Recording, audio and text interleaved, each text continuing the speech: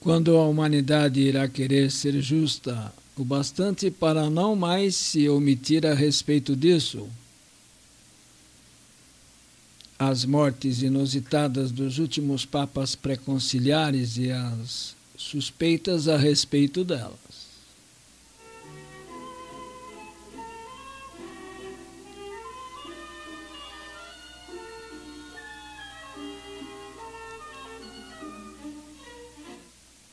As terríveis denúncias históricas vão se ajuntando, outras mais terríveis, suspeitas, dando conta de algo muito maior do que aquilo que os historiadores conseguiram registrar.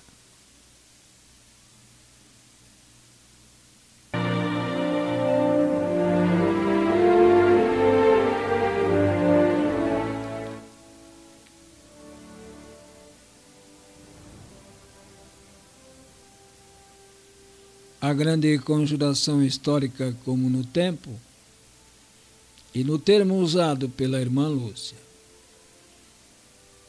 que alguns também consideram até desaparecida e trocada por outra mulher.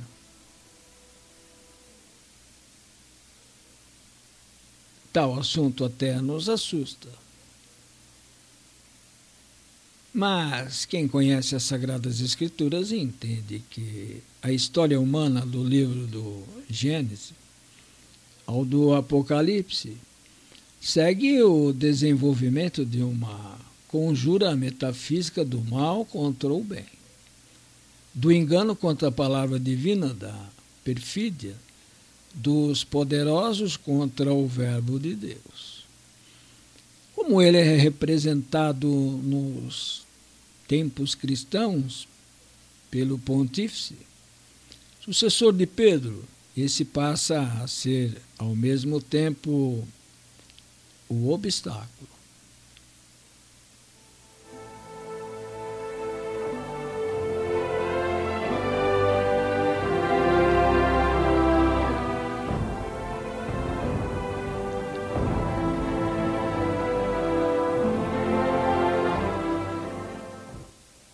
Contra o engano e o mal em que incorrem os homens e a nova vítima.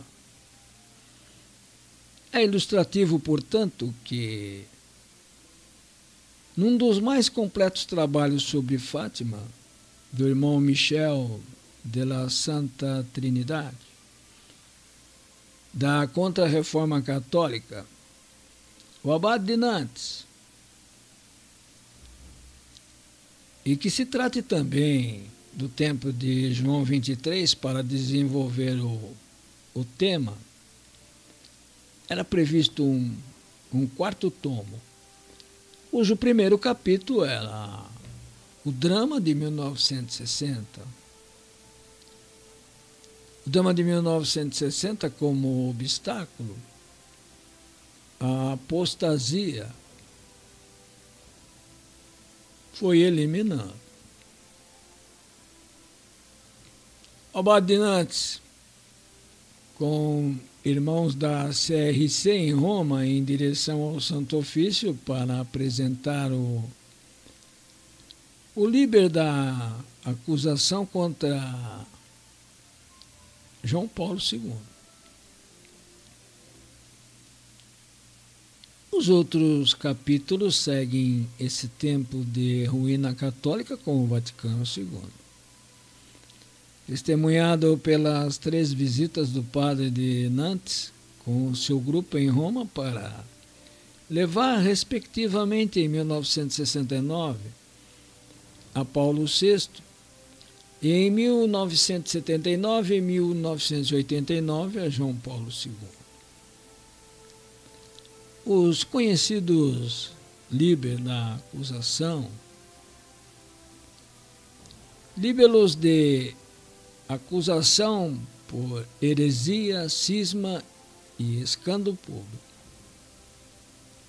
Tudo sob o título do drama de 1960, o ano quando se falou do segredo de Fátima.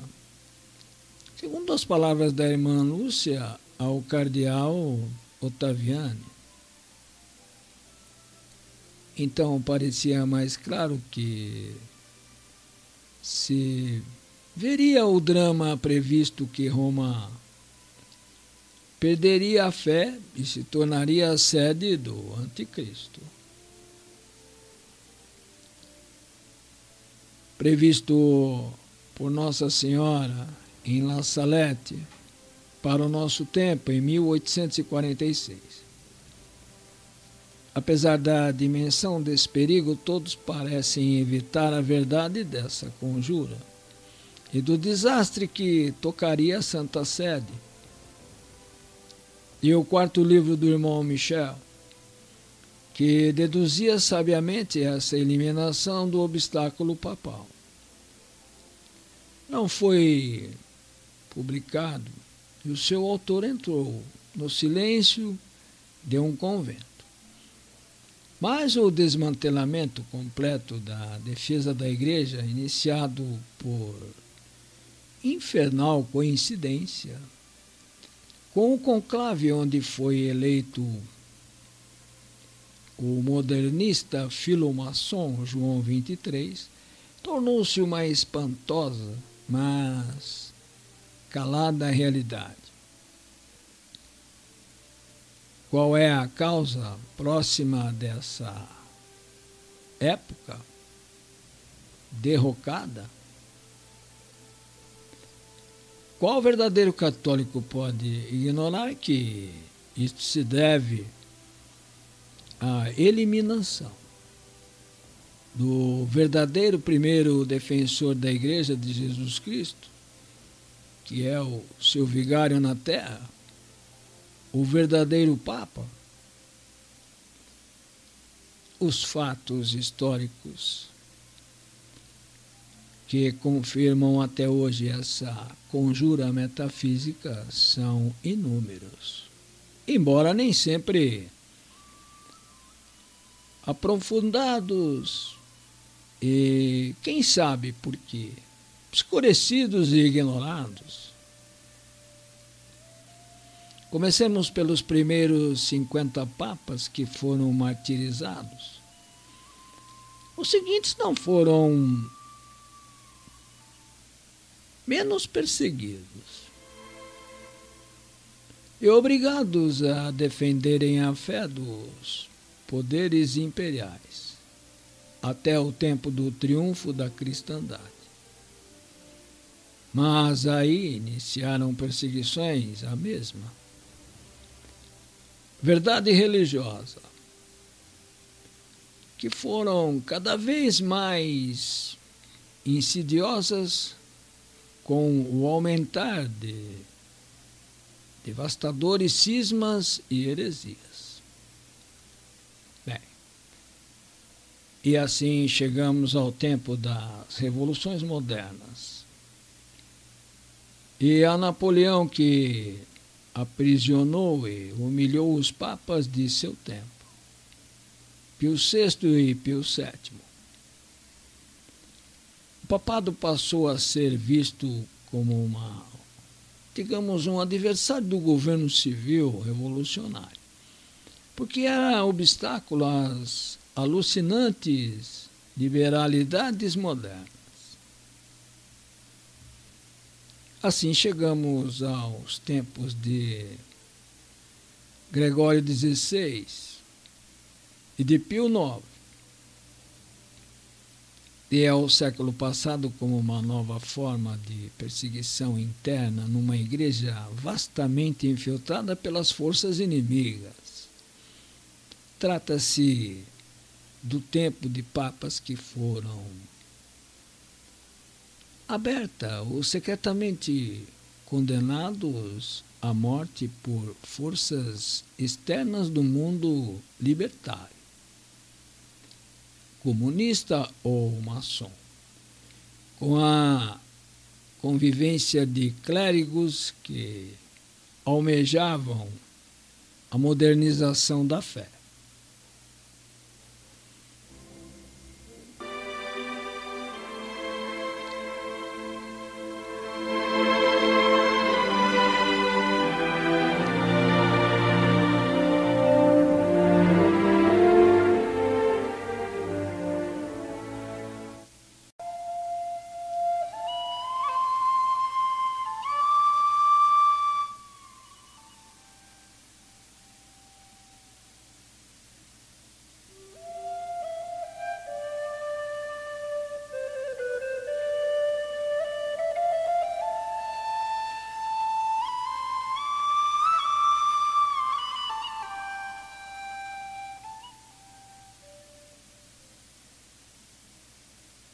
É assim que, hoje, diante da visão do segredo de Fátima, isto é, do massacre do Papa Católico junto ao seu inteiro séquito fiel, é o caso de aprofundar os fatos sobre algumas mortes obscuras.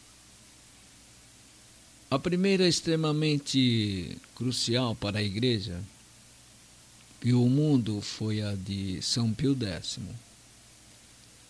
O Papa havia dado audiência de manhã ao secretário de Estado, o cardeal Merry de Val. E tudo parecia normal, mas à tarde, este foi chamado de urgência aos aposentos papais, pois Pio X estava morrendo e tocava a garganta indicando estar impossibilitado de falar. O diagnóstico oficial da morte súbita foi de pneumonia fulminante. E ficou-se com esta notícia até que, anos depois, também o seu fiel secretário de Estado, Merry de Val, morreu na sala operatória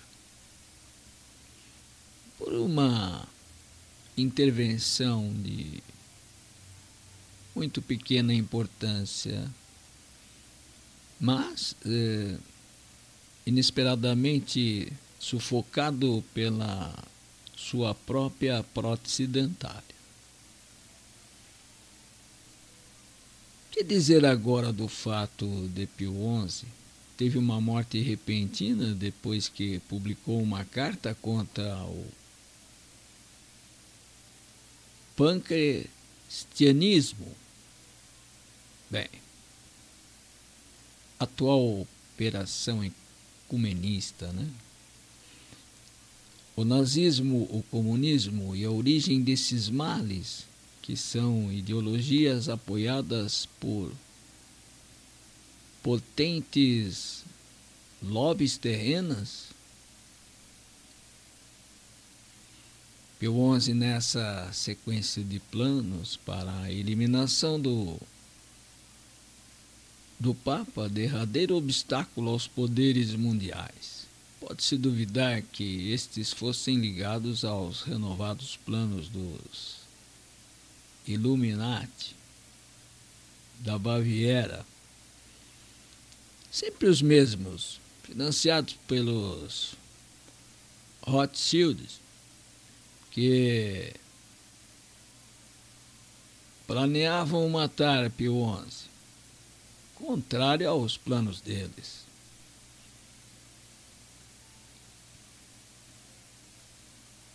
João Paulo I, com Nicodem e o cardeal Willebrandt, em 5 de setembro de 1978, também convinha a eles a morte de Nicodem, morto envenenado diante de João Paulo I,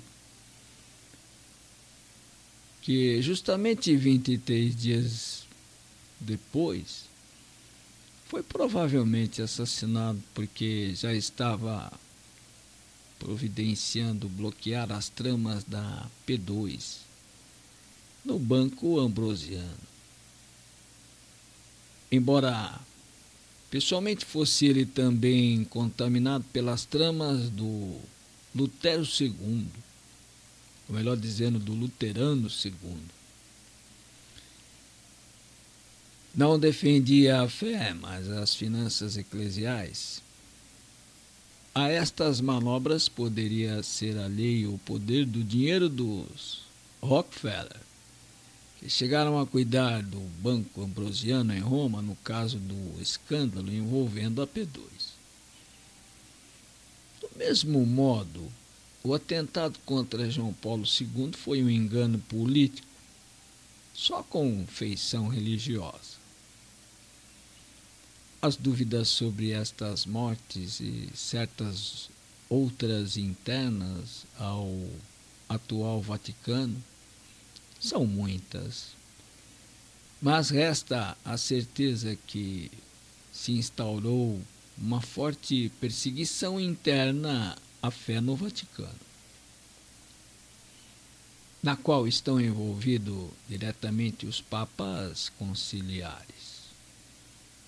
Sim, porque assim como é certo que toda guerra neste mundo é contra a palavra de Deus e seus defensores católicos, estes ocupantes da Santa Sé pretendem alterar sistematicamente a fé como uma nova consciência de uma nova igreja, que assim não deve mais converter, e menos que todos os judeus cuja a antiga aliança justificam a detrimento da nova e eterna aliança estabelecida por Jesus para salvar.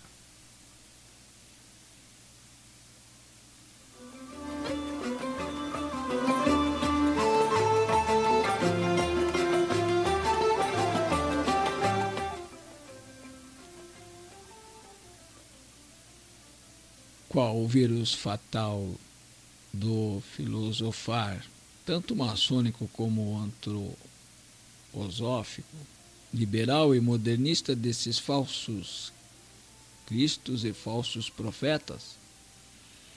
Parece incrível, mas a formação mental desses infelizes corruptores do pensamento no mundo pretendem cancelar a separação entre o certo e o errado, entre a igreja e a sinagoga de Satã, entre o bem e o mal, entre Jesus e Belial.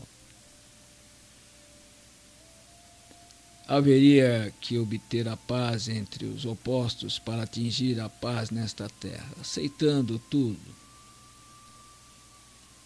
Assim as palavras conversão, separação, apostasia, juízo e inferno,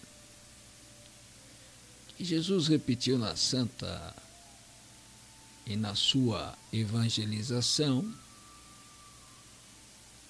deveriam ser adaptadas ou suprimidas.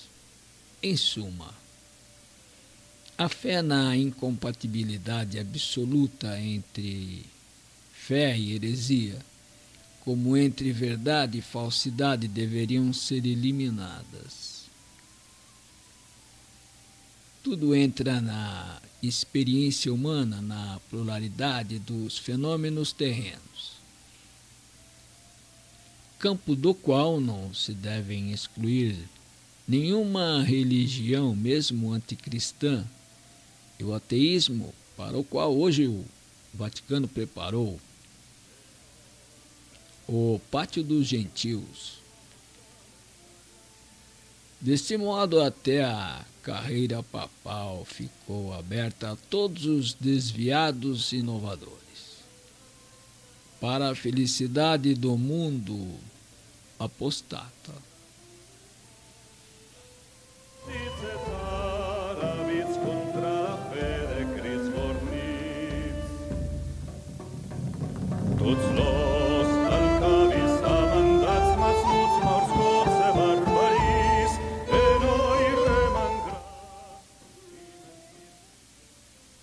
O resultado espantoso é o da demolição da igreja, da moral e da ordem no mundo. Mas a verdadeira, mais dolorosa e fatal realidade odierna é a do reconhecimento da parte de um povo que se professa católico e de tais falsários da palavra divina. São honrados como se fossem autênticos pastores católicos, enviados por Deus e que, portanto, podem ensinar o que querem, escreverem livros incríveis e tecerem as maiores traições e se beatificarem, entre eles com os maiores aplausos de um mundo religiosamente bestificado pelos próprios clérigos. Eis a última perseguição contra as derradeiras defesas de nossa Santa Madre Igreja, que continua vilipendiada, e sua vinha do Senhor, a devastada por endemoniados falsos apóstolos. Estes, em grande parte, não são mais as vítimas da tentação que condenou Adão e Eva, mas estão na pele da serpente, que tenta os homens a aceitar, serem como deuses, conhecendo o bem e o mal. Não é este o sussurro fatal que procede da declaração da liberdade, da consciência e da religião em nome da dignidade.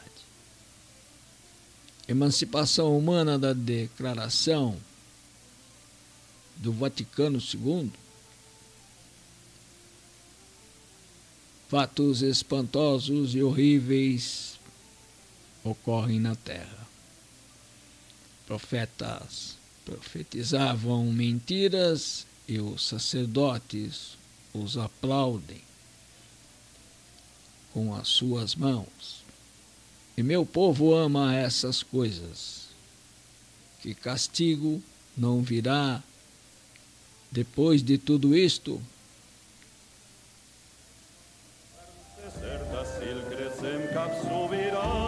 Nos metralhesserans, laguit sobre els fas feios descautzits. Non laissem nostras heretats, us calagram fem assis, a cas negres ultramaris. Acredite nestas palavras. Foi retirada de um texto bíblico.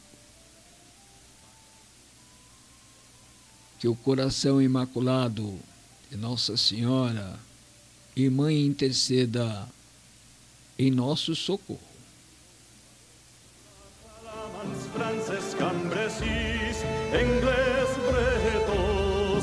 Et angelis pians gascos abnos mesclats els provenzals tots en un floc. Saber podets caps los espas romprem la preis el caps el mas brotzal i amb morts tot ser delits pues eir mets nots dos laus partits.